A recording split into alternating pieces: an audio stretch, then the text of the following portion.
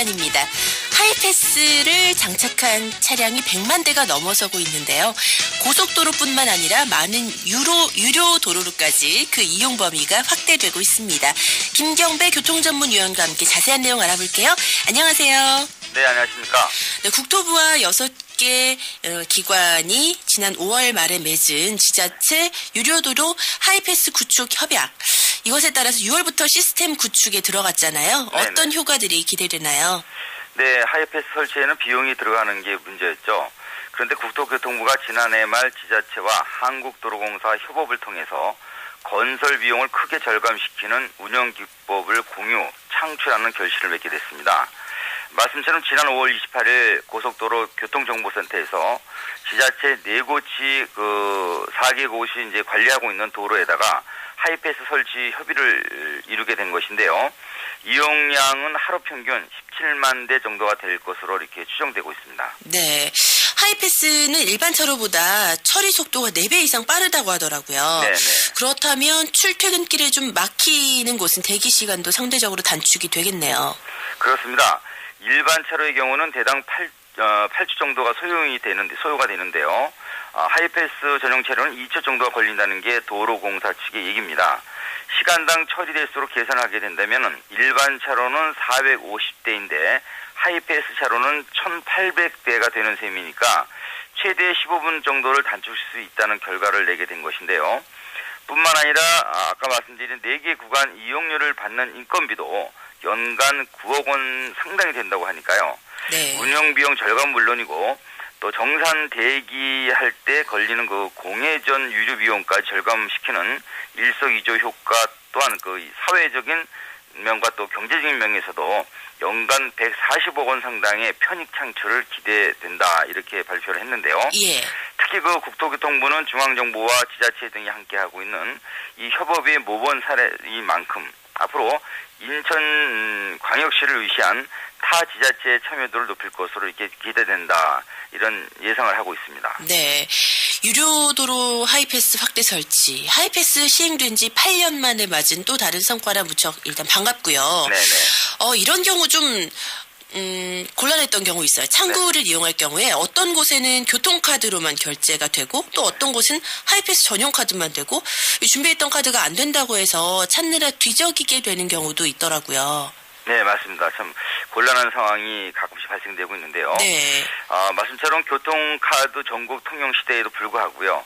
민자 고속도로에서는 선불 또는 후불인 하이패스 전용 카드가 아니라면은 결제를 할 수 없습니다. 네. 그래서 그 한국도로공사가 결제를 대행해주는 시스템인데도 불구하고 왜 이런 차별을 받아야 하나 이런 생각도 한편 들고 말씀처럼 당황스러워하는 운전자분도 많으시겠지만요. 이로 인한 또 그 대기 시간, 그러니까 통과 지연 문제도 상대적으로 클 수밖에 없다는 것이 현실적인 얘기입니다. 네. 어떤 이유 때문인지는 몰라도 하이패스 차로가 아닌 징수원이 직접 현금이나 카드로 정산하는 민자고속도로 창구에서조차도 사용할 수 없다는 게 또 다른 하이패스 시스템의 이단적 현실이 아닌가 이렇게 한편 생각이 되고요. 지난 2007년 12월 톨게이트가 하이패스가 시작이 됐고 계속 상승세를 보이면서 행복 단말기를 탄생시켰지만 아직 이런 문제가 잔재되어 있다는 건 좀 많이 크게 좀 생각해 볼 문제가 아닌가 싶습니다. 네. 그 하이패스 이용객의 62%가 단말기 가격이 부담된다 이런 토로를 했다고 하던데 네네. 행복 단말기가 2만 원대라면서요. 그렇죠. 예, 생기면서 좀 이런 경제적인 부담은 덜어진 것 같아요. 하지만 네네. 이 결제 시스템이 좀 불안정한 경우 통신 에러 때문에 미결제되는 경우가 꽤 있다면서요. 그렇습니다. 몇 차례 자동 결제 문제점을 개선을 해왔지만요. 오히려 그 많은 차들이 그 상대적으로 달아서 그런지 몰라도 미결제로 인한 우편 통지문 발송 역시 늘고 있는 게 현실입니다. 네. 이런 우편물의 남발은 종이 사용을 줄이자는 우리 정부 시책은 물론이고요. 또 어떤 경우에는 고지되는 금액보다도 우편물의 붙이기에는 그 우편물 그 사용료 액수가 더 오히려 큰 또 이런 문제까지 자동으로 발급되는 사례가 있기 때문에 한편으로는 우편물 폭주 현상에도 부채질하는 셈이 아닌가도 싶습니다. 예. 그리고 2012년 이후 또 다른 문제를 동반하게 되는데요. 하이패스 차로 조정 비율이 아까 말씀드린 것처럼 장착 비율을 맞추지 못하게 되자 지역적인 정체와 일시적인 편준 현상이 또 가세되는 문제가 있었죠. 또 여기에다 또 미납차의 진입을 막겠다고 설치한 차단기가 오히려 사고를 유발해서 395대를 철거시키면서 83억 상당의 예산을 낭비하기도 했었죠. 네. 그래서 전용 차로 또 통과 후에 직후 바로 사거리를 만나게 되는 구간도 있는데요. 또 이런 구간에서는 전용차로 안전을 위해서 좀 좌회전, 우회전, 톨게이트를 별도로 만들어야 되는데 아직까지 이런 것이 미흡한 점도 있습니다. 네. 그래서 이런 지점들은 좀 더 신중을 기해야지 않을까 하는 생각이 듭니다. 예. 우리나라가 IT 강국이잖아요. 이렇게 하이패스 시스템에 문제가 생긴다면 얼른 해결을 해야겠죠. 네네. 또 인천공항에 하이패스 주차장이 도입이 된다고 하던데 이렇게 쓰려면 시스템 문제 좀 더 안정적으로 구축이 돼야 되겠는데요? 예, 당연한 말씀입니다. 4일날 하이패스 주차장 도입과 포장에 대해 공동 연구하는 업무 협약을 가졌고요.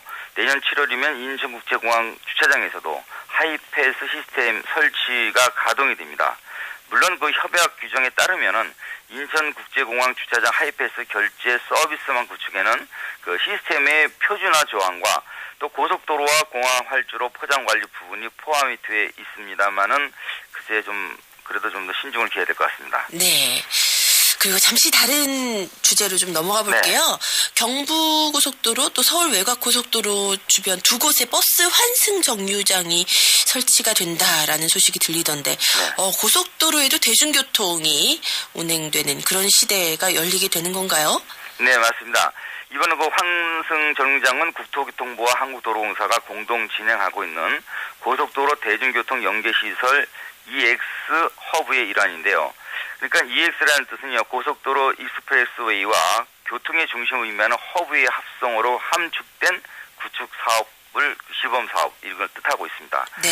저도 한 번은 늦은 시간에 큰 도움을 받은 적이 있습니다. 네. 그때 만일 금산 환승 휴게소가 없었다면요, 목적지인 서울로 올 수 없었던 고속버스 이용해서 또 다른 대중교통 분야라는 것을 제가 실질적으로 경험을 한 바 있습니다. 네, 그렇군요.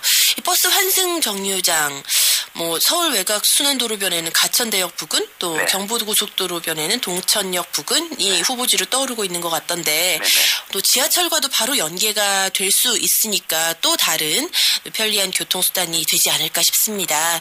네, 오늘 말씀 여기까지 드릴게요. 고맙습니다. 네, 감사합니다. 지금까지 교통 이슈 진단 김경배 교통전문위원과 함께했어요.